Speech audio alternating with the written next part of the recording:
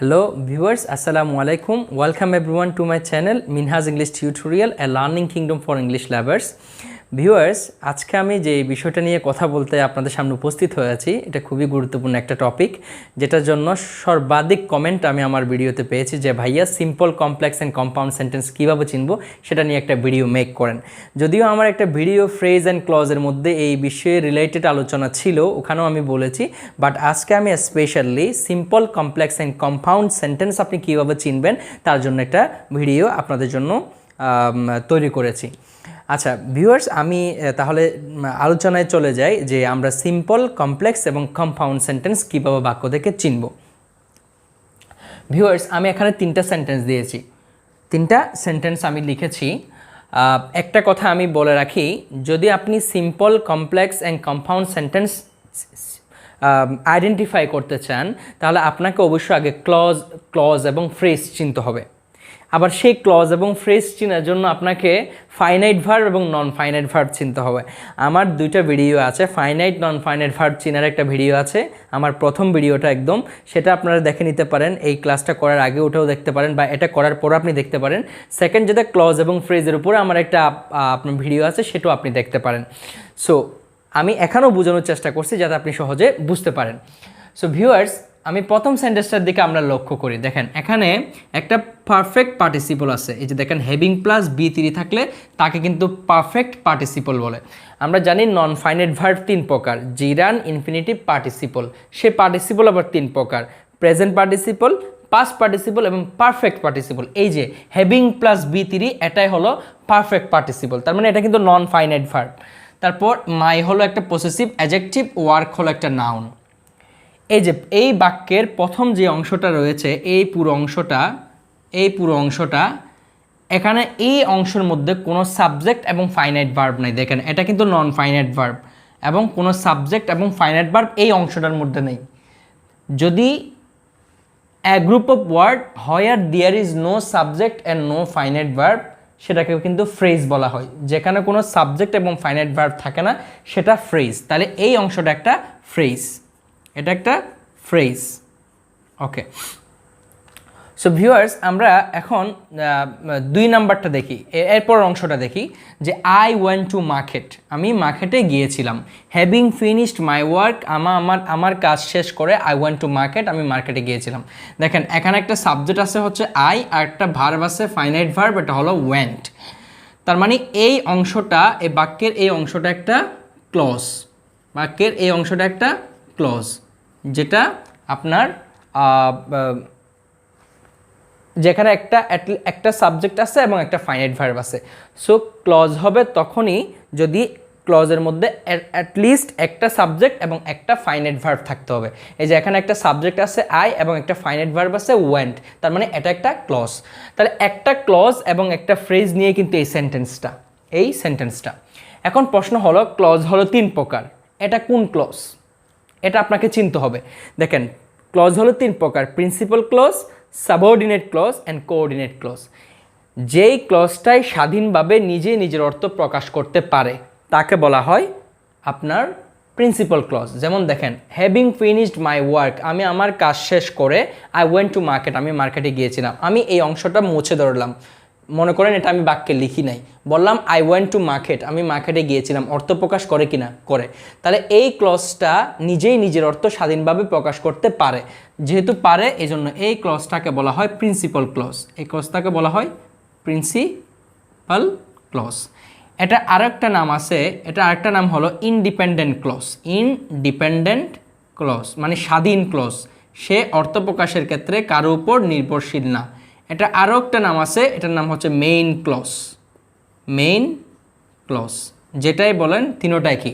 দেখেন, principal clause বলেন, independent clause বলেন বা মেইন ক্লজ, যেটাই বলেন তিনোটাই এক। মানে প্রত্যেকে এটা স্বাধীনভাবে নিজের অর্থ নিজে প্রকাশ করতে পারে, সে কারো উপর অধীন না, ডিপেন্ডেন্ট না, নির্ভরশীল না, সে নিজেই স্বাধীন। এটাকে বলা হয় আপনার প্রিন্সিপাল ক্লজ বা ইন্ডিপেন্ডেন্ট ক্লজ বা মেইন ক্লজ। এখন মূল বিষয়টা হলো, এই প্রথম সেন্টেন্সটা যে গঠিত হলো একটা ফ্রেজ এবং হচ্ছে একটা প্রিন্সিপাল ক্লজ নিয়ে, যে কোনো ক্লজ না, সাবঅর্ডিনেট ক্লজ না, কোঅর্ডিনেট ক্লজ না, ক্লজ হলো প্রিন্সিপাল ক্লজ নিয়ে। তাহলে মনে রাখবেন, যদি কোনো একটা সেন্টেন্সে একটা মাত্র প্রিন্সিপাল ক্লজ এবং ফ্রেজ নিয়ে গঠিত হয়, ফ্রেজ থাকতেও পারে নাও পারে। যদি একটা প্রিন্সিপাল ক্লজ নিয়ে যেই সেন্টেন্সটা গঠিত হয় আসলে সেই সেন্টেন্সটার নামই হলো সিম্পল সেন্টেন্স। তাহলে এই প্রথম এই সেন্টেন্সটা একটা সিম্পল সেন্টেন্স, এই যে এটা একটা সিম্পল সেন্টেন্স। এই সেন্টেন্সটা একটা having finished my work I want to market, তাহলে এই সেন্টেন্সটা একটা প্রিন্সিপাল ক্লজ, সরি আপনার simple sentence, having finished my work I want to market. তাহলে আপনি সিম্পল সেন্টেন্স কীভাবে চিনবেন? এখানে ফ্রেজ থাকতে পারে আবার নাও পারে, কিন্তু একটা প্রিন্সিপাল ক্লজ অবশ্যই থাকবে। প্রিন্সিপাল ক্লজ বলেন, ইন্ডিপেন্ডেন্ট ক্লজ বলেন, মেইন ক্লজ, তিনোটা একই জিনিস। তাহলে একটা প্রিন্সিপাল ক্লজ নিয়ে যেটা গঠিত হয় সেটা হচ্ছে আসলে সিম্পল সেন্টেন্স। তাহলে সিম্পল সেন্টেন্সে একটা কি ক্লজ থাকবে? শর্ত হচ্ছে একটা প্রিন্সিপাল ক্লজ থাকবে, একটা প্রিন্সিপাল ক্লজ থাকবে। ওকে, একটা প্রিন্সিপাল ক্লজ নিয়ে যেটা গঠিত হয় সেটাই হলো আসলে সিম্পল সেন্টেন্স। তাহলে এটা একটা সিম্পল সেন্টেন্স, নাম্বার 1 সেন্টেন্সটা একটা সিম্পল সেন্টেন্স। এখন আসেন সেকেন্ড সেন্টেন্সের দিকে তাকাই আমরা। আই হ্যাড এ পেন, আমার একটি কলম ছিল, হুইচ আই লস্ট, যেটি আমি হারিয়ে ফেলেছিলাম। এই সেন্টেন্সটা তো দেখুন দুইটা অংশ আছে, একটা হলো আই হ্যাড এ পেন, একটা হলো হুইচ আই লস্ট। এখন আমি যদি আপনাকে প্রশ্ন করি যে এই দুইটা কি, এখানে কি কোনো ফ্রেজ আছে কিনা? দেখেন এখানে একটা সাবজেক্ট আছে আই আর একটা ফাইনাইট ভার্ব আছে হ্যাড। তাহলে একটা সাবজেক্ট এবং একটা ফাইনাইট ভার্ব থাকলে তার নাম কিন্তু ক্লজ, তার নাম ক্লজ। ওকে, আবার দেখেন এখানেও একটা সাবজেক্ট আছে আই আর একটা ফাইনাইট ভার্ব আছে লস্ট, তার মানে এটাও একটা ক্লজ। তাহলে আমরা এখানে ক্লজ পেলাম কয়টা? দুইটা। এখন প্রশ্ন হলো ক্লজ তো 3 প্রকার, principal clause, subordinate clause, coordinate clause. এখন দেখেন আমি যদি বলি আই হ্যাড এ পেন, আমার একটি কলম ছিল, অর্থ প্রকাশ করে কিনা? করে। যে ক্লজটা স্বাধীনভাবে নিজের অর্থ প্রকাশ করতে পারে তার নাম কিন্তু প্রিন্সিপাল ক্লজ। তাহলে দেখেন এই ক্লজটা একটা প্রিন্সিপাল ক্লজ, এই যে এই ক্লজটা একটা প্রিন্সিপাল ক্লজ। ওকে, এখন বলেন আমি এই সেন্টেন্সটাও একটা ক্লজ, এই অংশটা হুইচ আই লস্ট। এখন আমি যদি এটা মুছে ধরি, বলি যে হুইচ আই লস্ট, যেটি আমি হারিয়ে ফেলেছিলাম, আপনি কিছু বুঝতে পারেন না। তার মানে এখানে সাবজেক্টও আছে, ফাইনাইট ভার্ব আছে, বাক্য তৈরির সকল উপাদান বিদ্যমান, কিন্তু অর্থ প্রকাশ করতে পারে না। দেখেন তাহলে যেই ক্লজটাই স্বাধীনভাবে নিজের অর্থ প্রকাশ করতে পারে না তার নামই হলো সাবঅর্ডিনেট ক্লজ। এই যে এই ক্লজটা একটা সাবঅর্ডিনেট ক্লজ, মানে অধীনস্থ ক্লজ, এটার উপর অধীনস্থ, প্রিন্সিপাল ক্লজের উপর অধীনস্থ। এটা ছাড়া এই ক্লজটা ছাড়া এই ক্লজটা অর্থ প্রকাশ করতে পারে না। এটার আরেকটা নাম হলো আপনার ডিপেন্ডেন্ট ক্লজ বা নির্ভরশীল ক্লজ, ডিপেন্ডেন্ট ক্লজ। তাহলে এই সেকেন্ড সেন্টেন্সটা যে আপনার সেকেন্ড সেন্টেন্সের মধ্যে আমরা দেখছি দুইটা ক্লজ আছে, একটা হলো প্রিন্সিপাল ক্লজ আর একটা হলো সাবঅর্ডিনেট ক্লজ। আর একটা জিনিস বলে রাখি, সাবঅর্ডিনেট ক্লজ চিনার উপায় হচ্ছে এই সাবঅর্ডিনেট ক্লজের শুরুতে একটা ক্লজ মার্কার থাকবে। দেখেন হুইচ, এরকম which, what, when, how, where, till, until, all দো, ইভেন দো, সিন্স, অ্যাজ, এগুলো হচ্ছে ক্লজ মার্কার। সেই ক্লজ মার্কার যুক্ত ক্লজটার নামই হচ্ছে আসলে সাবঅর্ডিনেট ক্লজ। তাহলে সেকেন্ড যে সেন্টেন্সটা সেটা ডায়াগনোসিস করার পর আমরা দেখলাম একটা আছে প্রিন্সিপাল ক্লজ আর একটা হচ্ছে সাবঅর্ডিনেট ক্লজ। মনে রাখবেন একটা প্রিন্সিপাল ক্লজ এবং একটা সাবঅর্ডিনেট ক্লজ মিলে যেই সেন্টেন্সটা গঠিত হয় সেটাই হচ্ছে আসলে কমপ্লেক্স সেন্টেন্স। এই যে এই সেন্টেন্সটাই একটা কমপ্লেক্স সেন্টেন্স, এই সেন্টেন্সটা একটা কমপ্লেক্স সেন্টেন্স। তাহলে কমপ্লেক্স সেন্টেন্স চিনার বৈশিষ্ট্য কি? যেখানে একটা প্রিন্সিপাল ক্লজ থাকবে এবং একটা সাবঅর্ডিনেট ক্লজ থাকবে। একটা প্রিন্সিপাল ক্লজ একটা সাবঅর্ডিনেট ক্লজ মিলে কমপ্লেক্স সেন্টেন্স গঠিত হয়, আর একটা প্রিন্সিপাল ক্লজ মিলেই আপনার সিম্পল সেন্টেন্স গঠিত হয়, যেখানে ফ্রেজ থাকবে আর অন্য কোনো ক্লজ থাকবে না। আর কমপ্লেক্স সেন্টেন্সে একটা প্রিন্সিপাল ক্লজ থাকবে এবং সাবঅর্ডিনেট ক্লজ থাকতেই হবে, তখনই সেটা কমপ্লেক্স সেন্টেন্স হবে। তাহলে এটা হলো সিম্পল সেন্টেন্স আর এটা হলো কমপ্লেক্স সেন্টেন্স। এখন থার্ড নাম্বার সেন্টেন্সটা আমরা একটু দেখি যে এখানেও একটা সাবজেক্ট আছে আই, একটা ফাইনাইট ভার্ব আছে হ্যাড। তার মানে এই প্রথম যে অংশটা আছে এটা একটা clause, I lost the pen, এটাও একটা ক্লজ, দুইটা ক্লজ। মাঝখানে একটা কনজাংশন আছে সেটা হলো অ্যান্ড, এটা কিন্তু ক্লজ মার্কার না। হোয়াট, হুইচ, হোয়েন এগুলো হলো ক্লজ মার্কার, এগুলো কিন্তু কনজাংশন অ্যান্ড। ওকে, এখন আমি যদি বলি আই হ্যাড এ পেন, আমার একটি কলম ছিল, অর্থ প্রকাশ করে কিনা? করে। তাহলে যে ক্লজটা স্বাধীনভাবে নিজের অর্থ প্রকাশ করে তার নাম হলো প্রিন্সিপাল ক্লজ। তাহলে এই ক্লজটা একটা প্রিন্সিপাল ক্লজ, যেখানে একটা সাবজেক্ট একটা ফাইনাইট ভার্ব আছে, তার মানে এটা একটা ক্লজ, এবং কোন ক্লজ? স্বাধীনভাবে অর্থ প্রকাশ করছে, এই জন্য এটা একটা প্রিন্সিপাল ক্লজ। আবার দেখেন এখানেও একটা সাবজেক্ট আছে আই, আর একটা ফাইনাইট ভার্ব আছে লস্ট। দেখেন আই লস্ট দ্য পেন, আমি কলমটি হারিয়ে ফেলেছিলাম, এখন অর্থ প্রকাশ করে না? করে।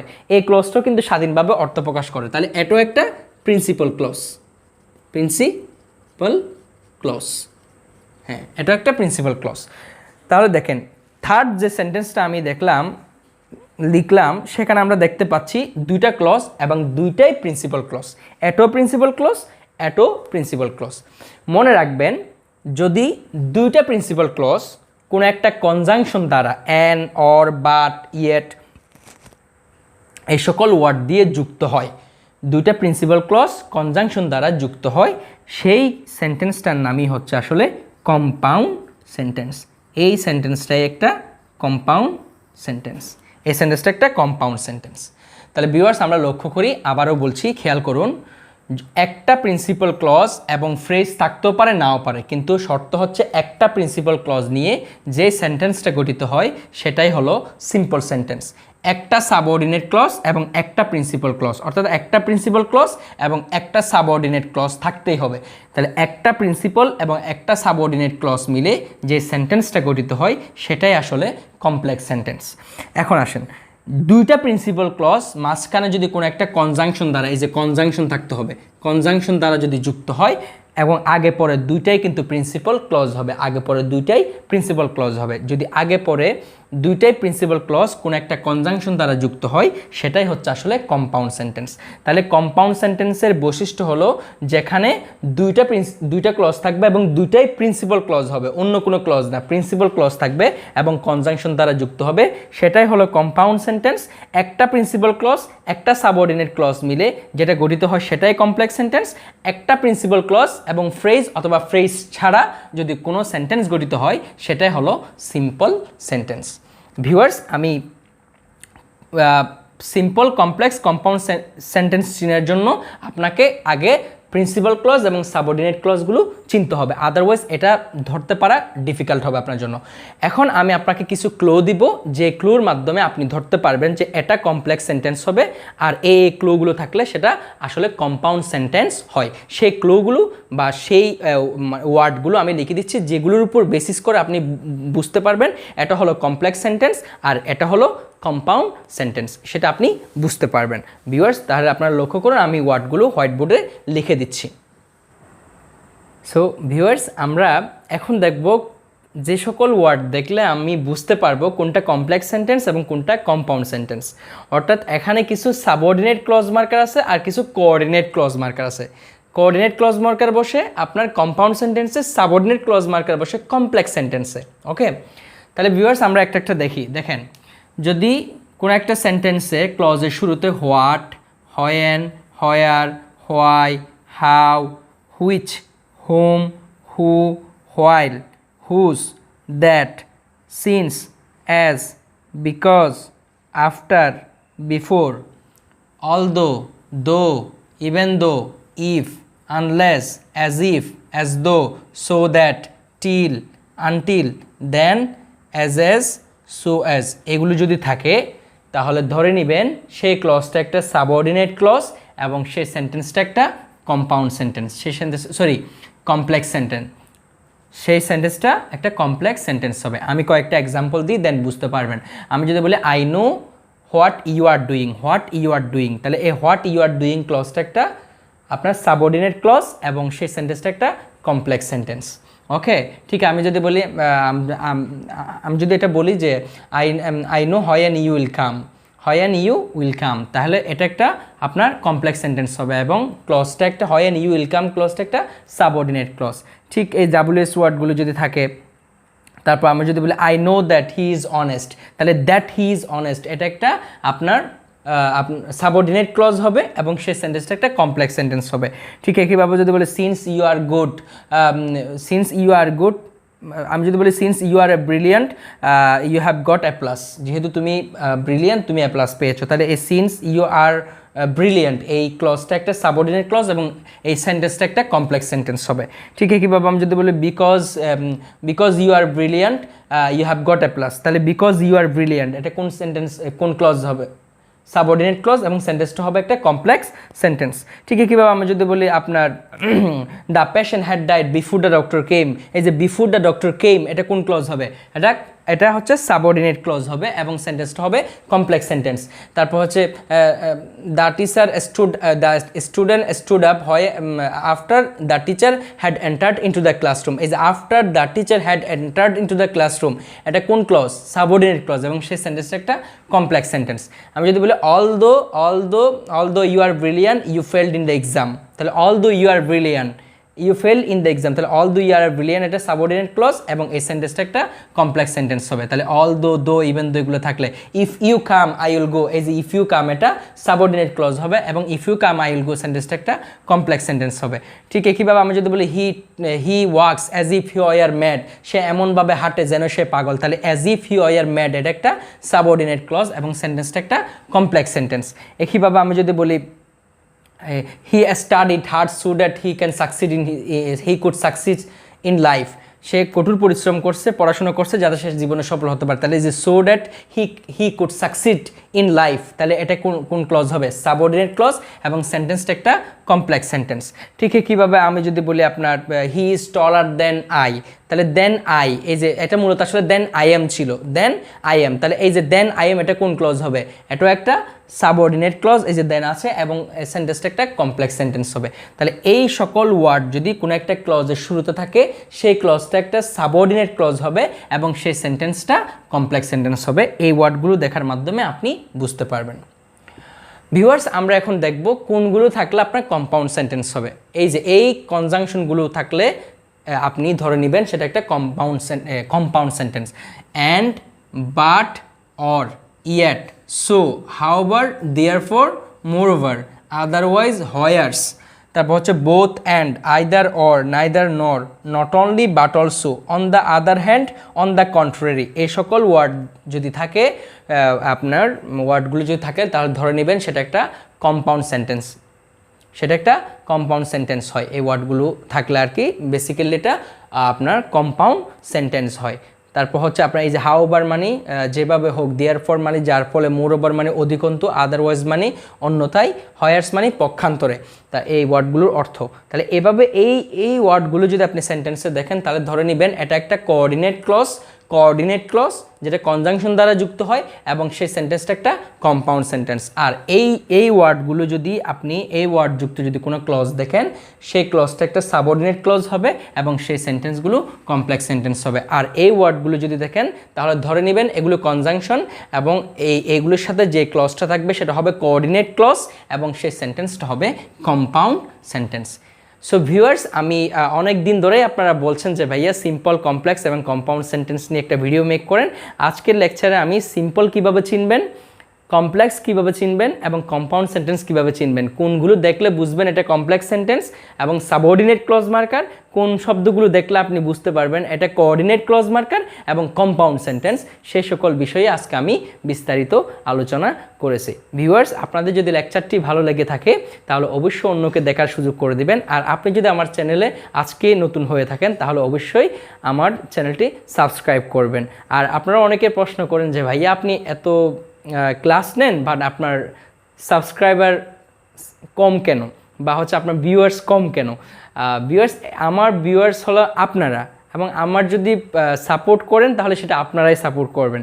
সো আমার এই ভিডিওগুলো যদি আপনাদের ভালো লেগে থাকে, আপনি যদি মনে করেন এই ভিডিওর মাধ্যমে অন্য কারো উপকার হোক, তাহলে অবশ্যই আপনি ভিডিওটি আপনার ফ্রেন্ডদেরকে শেয়ার করবেন।